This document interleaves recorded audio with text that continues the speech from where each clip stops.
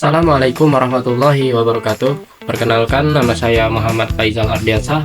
Saya peserta Latsar CPNS tahun 2026 dari kelas A5 kelompok 1. Pada kesempatan ini, saya akan menyampaikan learning journal dari materi kesiapsiagaan bela negara yang telah saya pelajari dalam pelatihan dasar CPNS. Dari materi ini, saya memahami bahwa kesiapsiagaan bela negara merupakan kondisi siap siaga yang dimiliki oleh setiap warga negara, baik secara fisik, mental, maupun sosial, dalam menghadapi berbagai ancaman terhadap negara.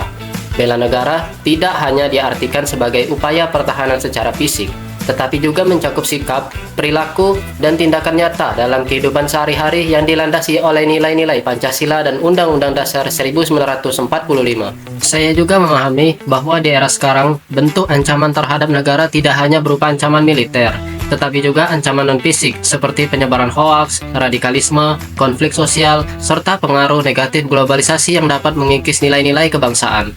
Oleh karena itu, kesiapsiagaan bela negara menjadi sangat penting sebagai bentuk perlindungan terhadap keutuhan bangsa dan negara. Hal penting yang saya pelajari dalam materi ini adalah nilai-nilai dasar bela negara, yaitu cinta tanah air, kesadaran berbangsa dan bernegara, keyakinan terhadap Pancasila sebagai ideologi negara, kerelaan berkorban, serta memiliki kemampuan awal bela negara. Nilai-nilai ini menjadi landasan utama dalam membentuk karakter setiap warga negara, khususnya bagi saya sebagai calon aparatur sipil negara. Selain itu, saya juga memahami bahwa kemampuan awal bela negara tidak hanya berkaitan dengan kesiapan fisik, tetapi juga kesiapan mental dan moral. Kesehatan jasmani dan rohani, kedisiplinan, etika, serta kemampuan bekerja sama menjadi bagian penting dalam membangun kesiapsiagaan tersebut.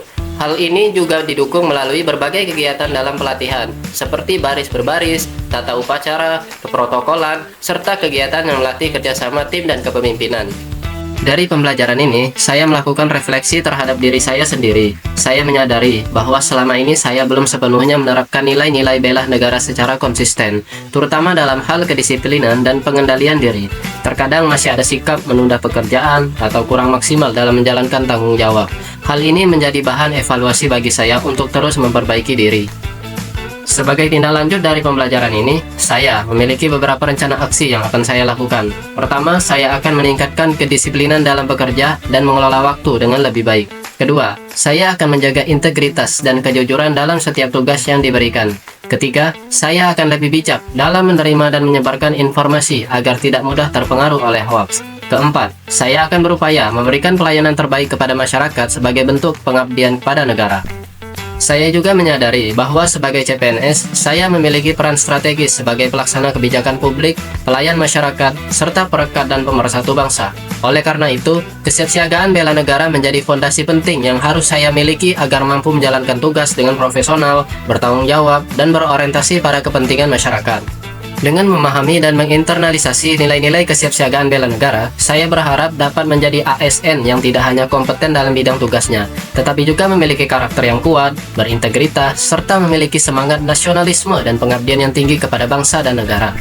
Sebagai penutup, saya meyakini bahwa bela negara tidak selalu harus dimulai dari hal yang besar, tetapi justru dari hal-hal kecil yang dilakukan secara konsisten dalam kehidupan sehari-hari.